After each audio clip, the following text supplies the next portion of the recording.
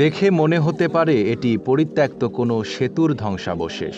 মরিচা ধরা লোহার পিলার ও রেলপাটি সদৃশ পাতের উপর ফাঁকা ফাঁকা কাঠ। একটু অসাবধান হলেই নদীতে পড়ে যাওয়ার শঙ্কা। প্রায় এক যুগ ধরে এমন নাজুক অবস্থায় থাকা সেতুটি জীবনের ঝুঁকি নিয়ে পার করছে স্থানীয়রা।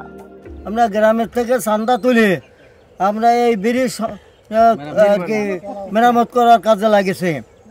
বুঝলেন, কতটুকু পারবো তা জানি না, কিন্তু ব্রিজটা আমাদের একান্ত দরকার।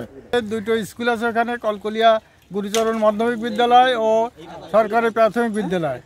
এখান থেকে এই ব্রিজ পার হয়ে বহু ছাত্রছাত্রী স্কুলে অধ্যয়ন করে। বছর বা তারও বেশি অধিককাল ধরে সেতুটি ভগ্নদশা অবস্থা।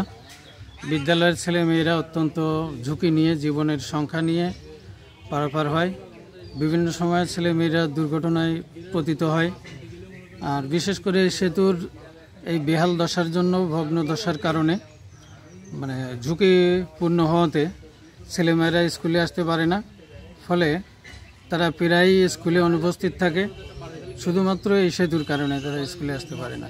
বাগেরহাটের ফকিরহাট উপজেলার মূলঘর ইউনিয়নের চিত্রা নদীর ওপর নির্মিত কলকলিয়া মায়েরখালী কাঠের পোলটি দীর্ঘদিন ধরে এভাবেই জরাজীর্ণ অবস্থায় রয়েছে। প্রতিদিন গোয়ালখালী, কাঁঠালবাড়ি, বানিয়াখালী সহ 10 গ্রামের কয়েকশো মানুষের একমাত্র ভরসা। শিক্ষার্থী, বৃদ্ধ, পথচারী সবার জন্যই কাঠের পোলটি যেন এক আতঙ্কের নাম।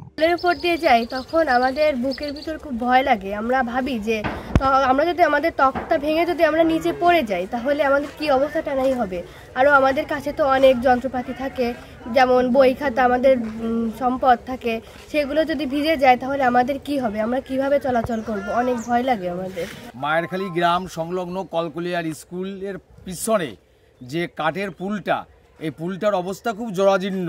এখানে প্রতিদিন অনেক লোক যাতায়াত করে এবং যাতায়াত করতে খুব অসুবিধা হচ্ছে।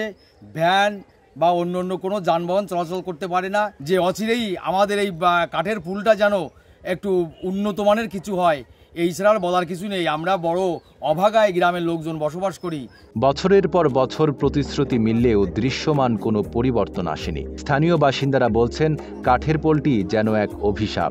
একাধিকবার দুর্ঘটনার শিকার হয়েছেন পথচারী ও কোমলমতি শিক্ষার্থীরা। ভয়ে অনেক অভিভাবক সন্তানদের স্কুলে পাঠানো বন্ধ করে দিয়েছেন। স্থানীয় বাসিন্দাদের দাবি আর কালক্ষেপণ নয়, এবার চাই স্থায়ী সমাধান। যাওয়ার জন্য একমাত্র ব্রিজ এইটা। এই গ্রামে আছে আপনার 3-4টা গ্রাম আছে আমার ব্রিজের এই পাশে।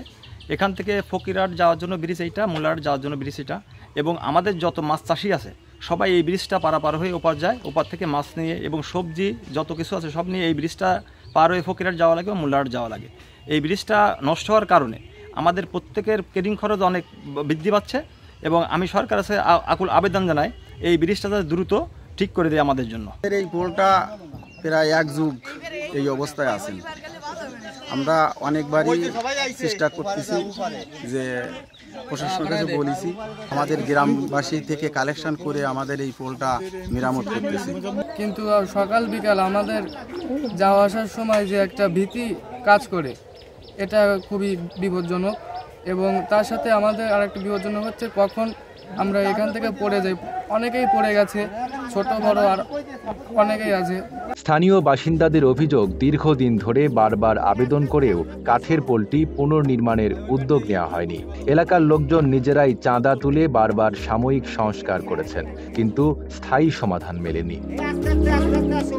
বাগেরহাট স্থানীয় সরকার প্রকৌশল অধিদপ্তরের নির্বাহী প্রকৌশলী মোহাম্মদ শরীফুজ্জামান বলেন, কাঠের পোলের স্থানে 55 মিটার দীর্ঘ আরসি সেতু নির্মাণের জন্য নকশা তৈরি করার কাজ চলছে। প্রয়োজনীয় দাপ্তরিক প্রক্রিয়া শেষ হলেই দরপত্র আহ্বান করা হবে। নাইম আরাবী, ঢাকা পোস্ট।